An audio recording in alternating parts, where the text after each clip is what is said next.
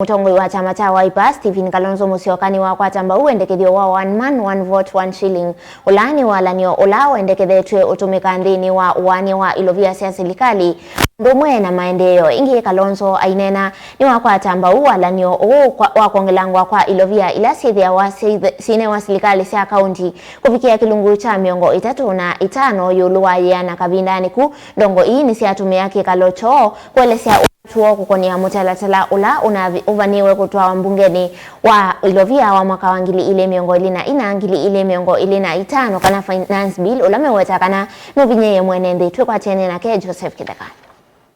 Mithenya mivodho itina wandongo imwe kuma kiimani itongoi ni mwandiki mwene wa chama cha Jubilee Jeremiah Kioni oundumwe na Martha Karua kutoisia umbano wa Limuru 3 yu mwesi ya ndongo itongoiwe ni Jeremiah Kioni na tumia kauta kuma mbaini isu ya Kikuyu ni siedha ikomana na utongo wa chama cha Wiper ungwa Mutongoi wa Kalonzo Musyoka maikaloni manema chama ki musini wa ilovi kunengana amwe maendeoo hala tongo yesu mananena nisi. We are happy that the Wiper party has given us an opportunity as the organizers of Limuru 3 to listen to the resolutions that we arrived at Limuru 3, and we have presented them to them, we have discussed them, and we want to thank them because they have accepted those resolutions and they have agreed to help to work with us together as we move on. And I want to thank Your Excellency again for even making it clear that this was not one community against the 41, as some people would want to put it.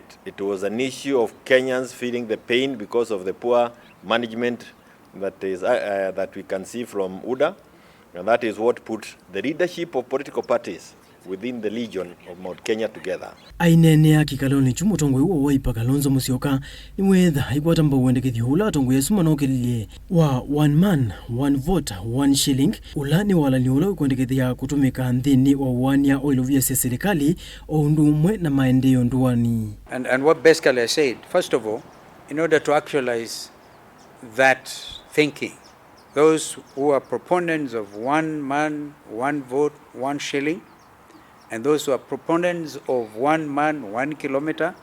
I even refer to our Secretary General Shakila as a clamor for one man, one vote, one island.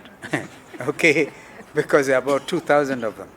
The bottom line is to ensure inclusivity, justice, yes, that a Kenyan's vote matters.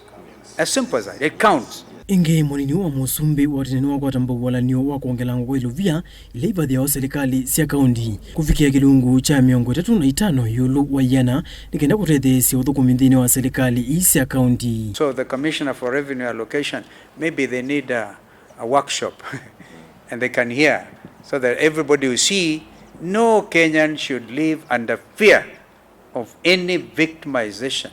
Nor should it be seen that you come from a populous region, then your vote doesn't matter. This is all Kenyans are saying, and it's very clear, very, very clear. Joseph Kidaka, ngelivote vilingi wa mauvo, Mutongoi TV.